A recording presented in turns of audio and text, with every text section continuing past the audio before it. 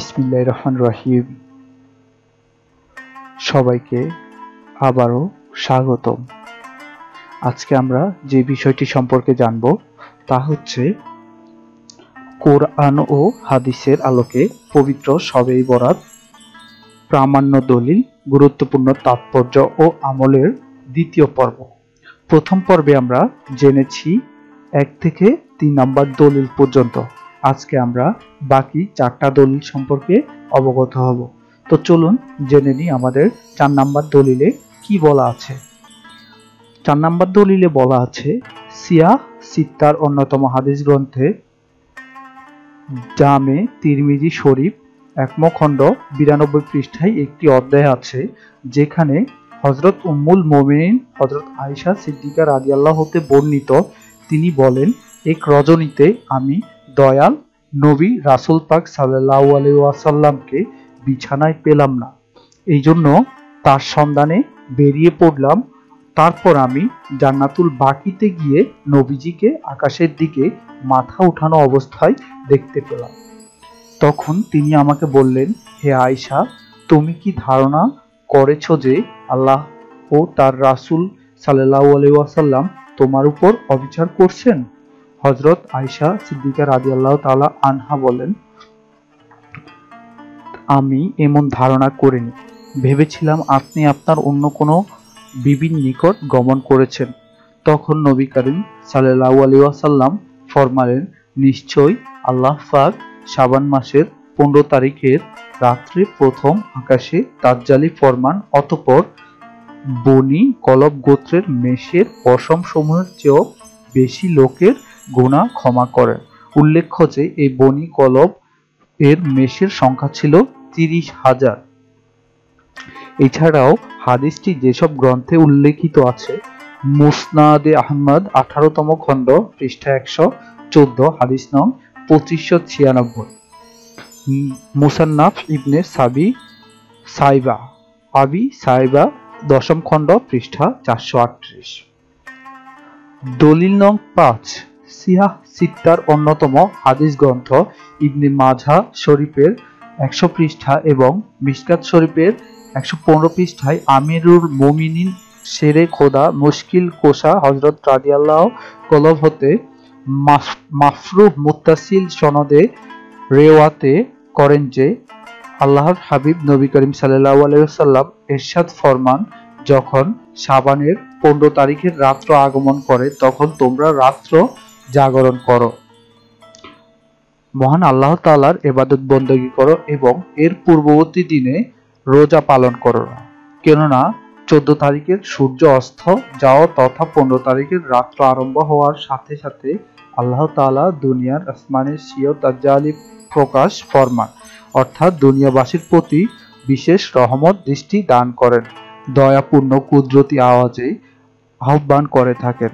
আমরা বান্দাদের মধ্যে কেউ আজকের এই পবিত্র রাতে আল্লাহর দরবারে নিজের কৃত পাপের জন্য ক্ষমা প্রার্থনাকারী আছো কি? আমি তোমাদের ক্ষমা করে দেওয়ার জন্য প্রস্তুত রয়েছি। রুজি রিজিক চাওয়ার আছো কি? আমি তোমাদিগকে চাহিদা অনুমতে রিজিক দানের ফয়সালা করে দিব।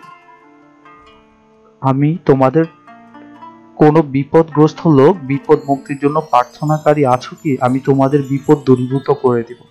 এবং আরো বিষয়, কেউ প্রার্থনাকারী আছো কি? আমি তা সবাই তোমাদেরকে দান করব। মহান আল্লাহ তাআলার এরূপ করুণাপূর্ণ ঘোষণা সুবহ সাদিক পর্যন্ত চলতে থাকে। এছাড়াও এই হাদিসটি যেসব গ্রন্থে বর্ণিত আছে, শুআবুল ঈমান 3য় খণ্ড পৃষ্ঠা 379, হাদিস নং 3822। দলিল নং 6, মুবাশশার বিল জান্নাহ হযরত আবু বকর রাদিয়াল্লাহু তাআলা হতে বর্ণিত, রাসূল সাল্লাল্লাহু আলাইহি ওয়াসাল্লাম বলেন, শাবানের মধ্যবর্তী তথা শবে বরাত যখন গমন করে তখন মহান আল্লাহ তাআলার রহমতের তাজ্জালি ফরমান এবং তিনি তার সমস্ত বান্দাদেরকে ক্ষমা করে দেন, কিন্তু মুশরিক বা মুসলমান ভাইয়ের প্রতি বিদ্বেষ পোষণকারীকে ক্ষমা করেন না। বাজ্জার 1ম খণ্ড 93 পৃষ্ঠা, বাইহাকি 3য় খণ্ড 378 পৃষ্ঠা। এছাড়াও হাদিসটি যেসব গ্রন্থে বর্ণিত আছে শুআবুল ঈমান ৩য় খণ্ড পৃষ্ঠা ৩৮০, হাদিস নং ৩৮২৭। দলিল নং ৭ এবং সর্বশেষ দলিলে যেটা বলা আছে, হযরত আব্দুল্লাহ ইবনে আমর ইবনুল আস রাদিয়াল্লাহু থেকে বর্ণিত, তিনি বলেন রাসূল সাল্লাল্লাহু আলাইহি ওয়াসাল্লাম ইরশাদ করেন, শাবান মাসের মধ্যবর্তী রাতে মহান আল্লাহ রহমতের ভাণ্ডার নিয়ে তার সকল সৃষ্টির প্রতি এক বিশেষ ভূমিকায় অবতীর্ণ হন এবং এই রাতে হিংসুক ও হত্যাকারী ব্যক্তি ছাড়া সকলকে ক্ষমা করে দেওয়া হয়। মুসনাদে আহমদ ৬ষ্ঠ খণ্ড হাদিস নং ১৬৪২ পৃষ্ঠা ২৭৮।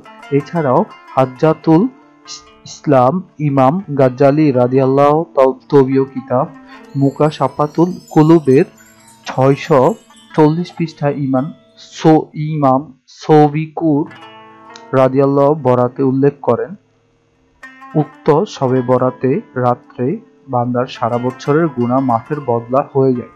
শুক্রবার রাত্রের ইবাদত সাপ্তাহিক গুনাহ মাফের বদলা এবং শবে কদরের রাতের ইবাদত সারা জিন্দেগির গুনাহ মাফের বদলা হয়ে যায়। এজন্য এই রাত্র সময়ে আল্লাহর নৈকট্য লাভের আশায় জাগ্রত থেকে ইবাদত বন্দেগীর মাধ্যমে গুনাহ মাফের উসিলা হয়ে যায়। তাই এই রাত্র সমূহকে গুনাহ মাফের উসিলা বলা হয়। উপরিউক্ত বর্ণনা দ্বারা প্রমাণিত হয়, প্রিয় নবী সাল্লাল্লাহু আলাইহি ওয়াসাল্লাম সর্বপ্রথম শবে বরাত উদযাপন করেন এবং তার অনুসরণে যুগে যুগে মুসলমানগণ এই রাতকে বরকতময় রজনী হিসাবে পালন করে আসছে।